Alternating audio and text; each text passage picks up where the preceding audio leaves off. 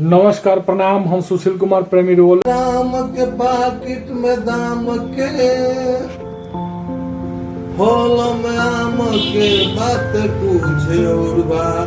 राष्ट्रपति राजेंद्र के पूर्वी में महेंद्र के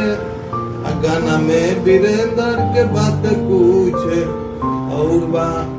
झांसी के रानी गंगा जी के पानी हो अब नाम रानी के बात पूछे और बा हाबड़ा के फूल गुलाब का फूल हो शंकर का त्रिशूल के बात कुछ और बा गिनती में जीरो के फिल्म हीरो के पोस्टर बसियों के बात कुछ और बा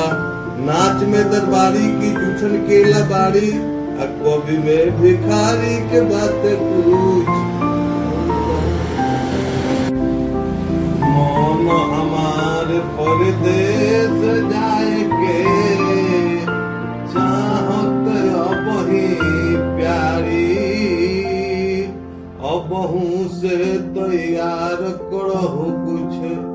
रास्ता के बटे सारी फिरती बार पहिर नहीं तके लाए बंगला